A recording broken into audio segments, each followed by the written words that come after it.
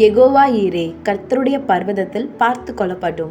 ஆதியாகமம் 22ஆம் அதிகாரம் 14ஆம் வசனம். ஆமேன்.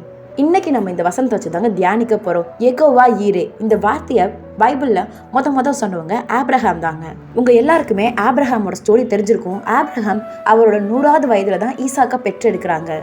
இந்த நேரத்துல கர்த்தர் ஒரு டெஸ்ட் வைக்கிறாங்க, விசுவாச பரீட்சை வைக்கிறாங்க. என்ன விசுவாச பரீட்சை வைக்கிறாங்கன்னா, இன்னும் ஆபிரகாம் என்னோட பிள்ளையா இருக்கானா, இல்லாட்டினா ஆசீர்வாதம் கிடைச்சதும் என்னை விட்டு மறந்துட்டு அந்த ஆசீர்வாதத்தை மட்டும் பார்க்கறானா இல்லையான்னு சொல்லி பார்க்கறதுக்காக ஏசப்பா ஒரு சின்ன விசுவாச பரீட்சை வைக்கிறாங்க.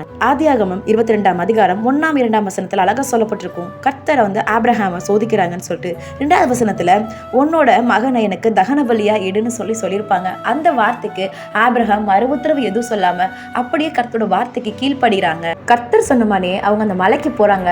மலை ஏறதுக்கு முன்னாடி அங்க கீழே இருக்க வேலைக்காரங்க எல்லாம் சொல்றாங்க, நீங்க எல்லாருமே இங்கேயே இருங்க, நாங்க 2 பேரும் மேல போய் கர்த்தரை தொழுது கொண்டு மறுபடியும் வந்துடும் சொல்றாங்க. ஆதியாகமம் 22ஆம் அதிகாரம் 5ஆம் வசனத்துல அவங்களோட விசுவாசம் வெளிப்படுதுங்க. அவ்விடம் மட்டும் போய் தொழுது கொண்டு உங்களிடத்திற்கு திரும்பி வருவோம் என்றான். அப்போ ஆபிரகாம் என்ன சொல்றாங்க, நாங்க 2 பேருமே போயிட்டு பணிஞ்சு தொழுது கொண்டு திரும்பி வந்துருவோம் அப்படின்னு சொல்லி விசுவாசம் ஏசப்பா மேல வைக்கிறாங்க. 2வது ஈசாக்கு கேட்கிறாங்க, இந்த மாதிரி தகன பலி கொடுக்க போறோம், தகன பலிக்கான ஆடு எங்கன்னு சொல்லி கேட்கும்போது அப்ப கூட ஆபிரகாம் அவங்களுக்கு என்ன மறு உத்தரவு சொல்றாங்கன்னா, கர்த்தர் அதை பார்த்து கொள்வாங்க, நம்மளுக்கான ஆடு அங்க காத்துக்கிட்டு இருக்கும்னு சொல்லி அவங்க மகனுக்கு மறு உத்தரவா சொல்றாங்க. இதுல 2வது வாட்டி அவங்க என்ன பண்றாங்கன்னா, கர்த்தர் மேல விசுவாசம் வைக்கிறாங்க. மேல போறாங்க, அந்த தகன பலி கட்டைகள் எல்லாம் அடுக்கி வச்சு ஈசாக்கோட கையை கட்டி அங்க மேல படுக்க வச்சு கத்திய ஓங்குறாங்க. மேல இருந்து தூதரோட வாய்ஸ் கேட்குதுங்க, அவரோட குரல் கேட்குது, பிள்ளையாண்டான் மேல் கை போடாதேன்னு சொல்லி வானத்துல இருந்து தூதரோட குரல் கேட்குது. ஆதியாகமம் 22ஆம் அதிகாரம் 12ஆம் வசனத்தை நம்ம ரீட் பண்ணி பார்த்தோம்னா, பிள்ளையாண்டான் மேல் உன் கையை போடாதே, அவனுக்கு ஒன்றும் செய்யாதே, நீ அவனை உன் புத்திரன் என்றும் உன் ஏகாசுதன் என்றும் பாராமல் எனக்காக ஒப்பு கொடுத்தபடினால் நீ தேவனுக்கு பயந்திருக்கிறவன் என்று இப்பொழுது அறிகிறேன்.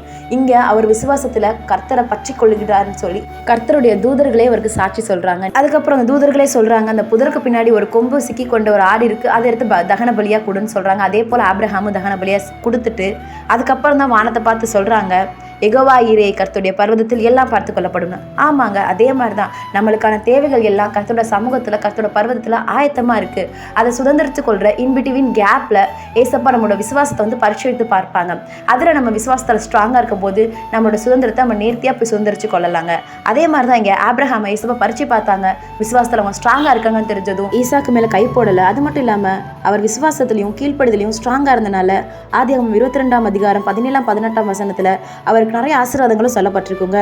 நம்மளும் ஆபிரகாமை போல கர்த்தருடைய வார்த்தைக்கு கீழ்ப்படிஞ்சு கர்த்தருக்குள்ள விசுவாசிக்கும் போது நம்மளுக்கான சுதந்திரத்தை நம்ம நேர்த்தியா போய் சுதந்திரத்துக் கொள்வோங்க.